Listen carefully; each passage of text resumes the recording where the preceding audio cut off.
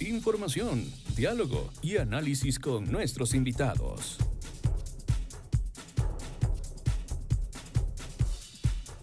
Son las 7 de la mañana con 22 minutos, amigos. De inmediato vamos a dar paso a nuestra primera entrevista y recibimos a Paul Ocaña, quien es presidente del Colegio de Abogados de Pichincha, con quien vamos a hablar acerca del proyecto de ley urgente en materia económica que apunta a combatir las economías criminales en el país. Se ha denominado Ley de Solidaridad Nacional y, como ya lo reportamos al inicio de este servicio informativo, esta propuesta ya fue discutida en primer debate en el Pleno de la Legislatura el pasado viernes. Corren algunos días todavía de esta semana para contar ya con el informe para segundo debate, en el que se espera se recojan aquellas observaciones y propuestas que fueron planteadas en el Pleno de la Asamblea Nacional, así como también muy probablemente nuevas comparecencias que registre esta comisión que tramita la iniciativa, la Comisión de Desarrollo Económico. ¿Cuál es la visión del Colegio de Abogados de Pichincha alrededor de este proyecto de ley en los términos como está ahora este informe que fue discutido en primera instancia? Se lo consultamos a Paul Ocaña. Paul, bienvenido, buenos días. Le saluda Belkis Sánchez.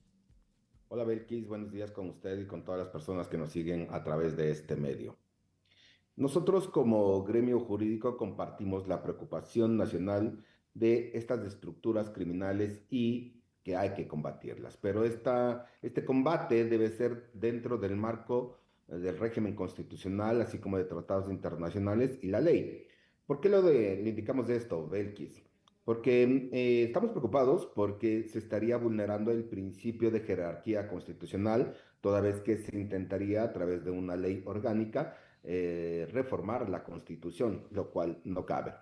En el mismo sentido, es improcedente la calificación del proyecto de urgencia económica, tomando en cuenta que debe reunir los requisitos de la sentencia 0123 UE 23, así también de la 0223 UE 23, donde se determina cuáles son los requisitos para que sea considerada una ley de urgencia económica. En este caso, este proyecto versa sobre seguridad y orden público, por lo que se estaría desnaturalizando dicha norma.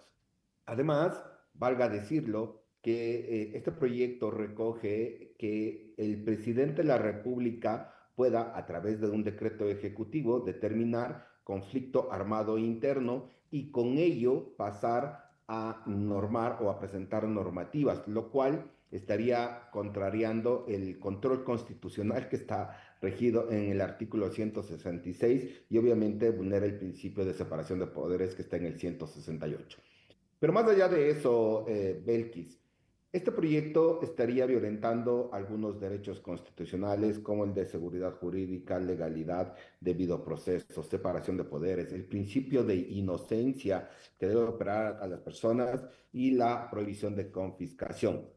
Ahora bien, en este proyecto se permite o se intenta dar un indulto anticipado, pero en lógica jurídica no cabe.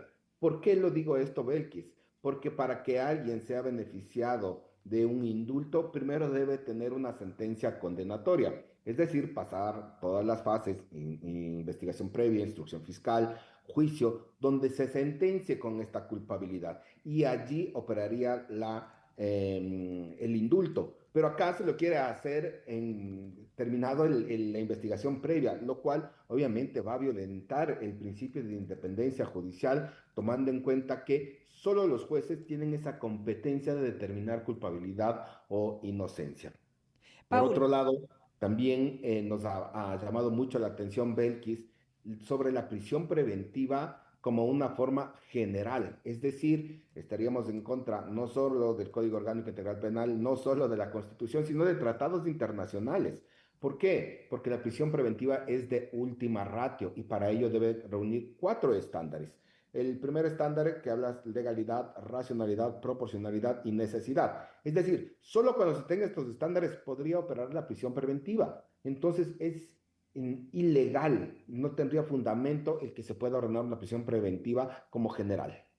Paul, son varios aspectos los que usted ha citado hasta el momento respecto del contenido y respecto de lo cual tienen esta preocupación. Quisiera ir aterrizando brevemente en algunos de aquellos. Por ejemplo, usted arrancaba esta intervención manifestando que a través de esta ley se busca reformar la Constitución vía ley orgánica. A propósito de todo lo dicho, ¿cómo se configura, por ejemplo, esta pretensión a la que hace referencia?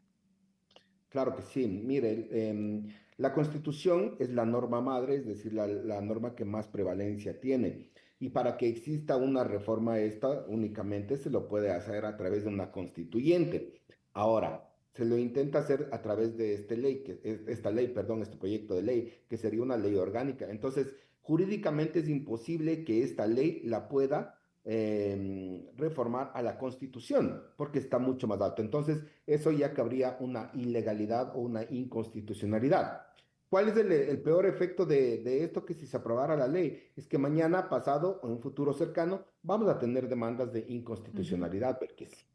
Ahora, respecto del indulto anticipado, que en efecto es una de las preocupaciones que han expresado ustedes como Colegio de Abogados, e inclusive lo escuchamos también como parte de las intervenciones en el Pleno, es allí donde se configura esta alerta que ustedes hacían en el sentido de que se vulneraría la independencia judicial. Usted ya lo explicaba, el indulto, si bien es una facultad, en este caso que tiene el presidente de la República para otorgarlo, aquí lo que se busca a través del proyecto de ley es hacerlo una vez que culmina la etapa de indagación previa. ¿Cómo esto puede sentar un precedente en materia de justicia en nuestro país, de darse paso a la aprobación de esta norma y en el caso de que, si es que llega a ser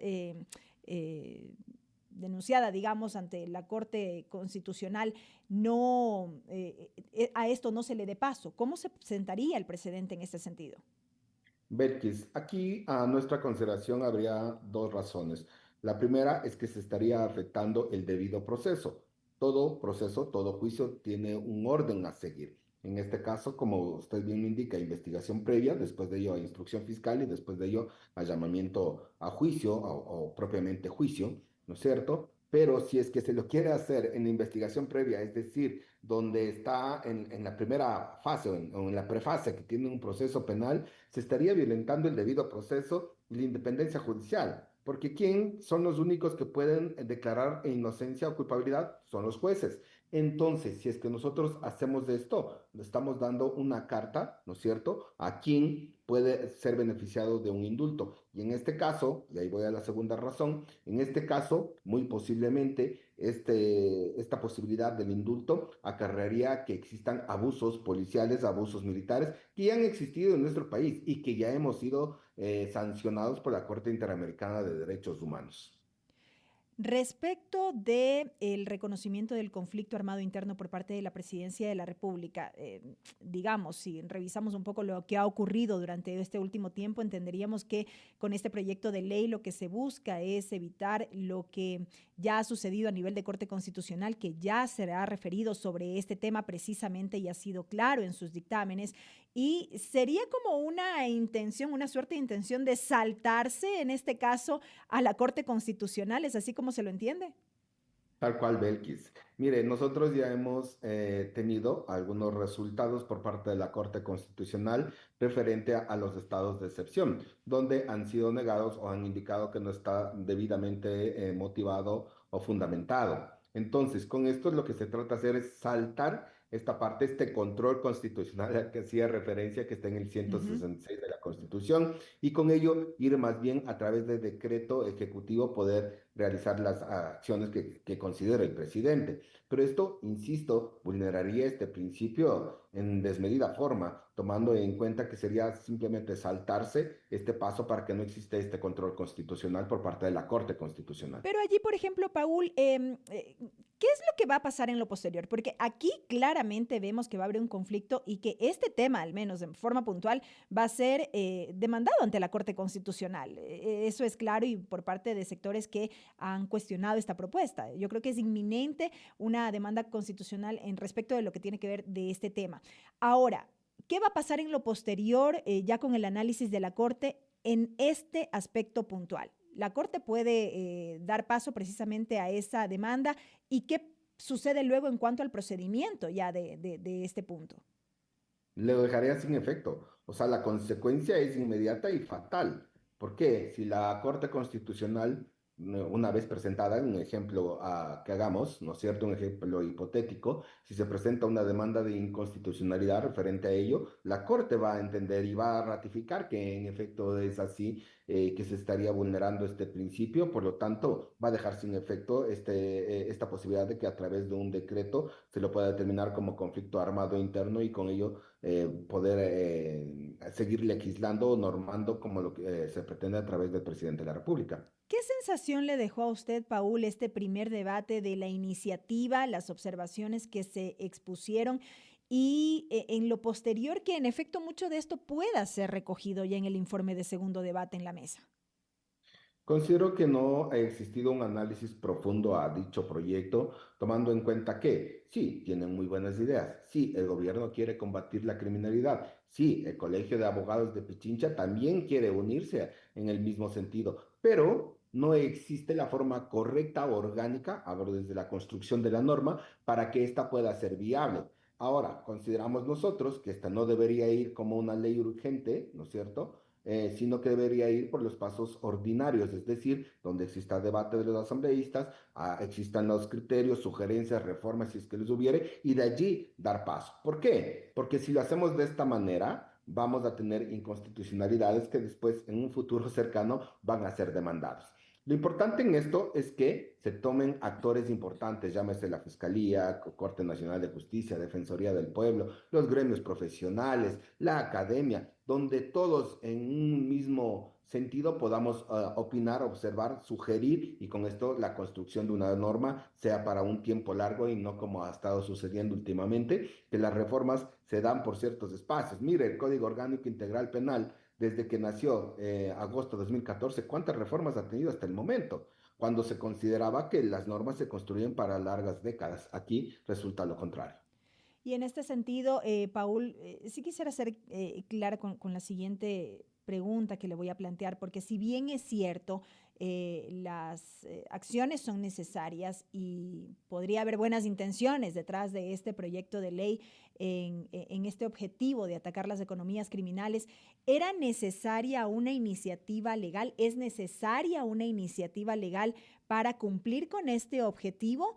O no necesariamente, o con lo que tenemos ya en materia de legislación era suficiente como para proceder a accionar. Considero yo que con la normativa que nosotros tenemos actualmente podríamos funcionar, a excepción de ciertas reformas que sí se deberían dar. Pero estas reformas tienen que ir con un sentido lógico jurídico para que no cometamos violaciones. ¿Por qué? ¿Cuál es la consecuencia negativa de el no tener una ley que vaya al ritmo o al son de la Constitución y de las garantías constitucionales? Que mañana vamos a ser demandados como Estado ecuatoriano y a quien le toca pagar las indemnizaciones es a los ecuatorianos a través de sus impuestos. Entonces, es de eso lo que se trata de corregir, es de eso lo que se trata de hacer estas observaciones que las hemos hecho como Colegio de Abogados de Pichincha para que se puedan tomar en cuenta y con eso advertir sobre estas vulneraciones que podrían existir. Y a esto último que usted citaba, agregamos que nuestro país ya tiene bastante antecedente respecto de estas demandas internacionales y no nos ha ido necesariamente bien en estas instancias. Paul, gracias por el tiempo. Siempre a la orden, Belkis, un saludo. Lo propio para usted, Paulo Caña, presidente del Colegio de Abogados de Pichincha, a propósito del análisis que se hace ahora mismo alrededor de este proyecto de ley urgente en materia económica tendiente a atacar la economía criminal en el Ecuador. 7 de la mañana, 36 minutos, amigos. Ya volvemos, tiempo de una pausa.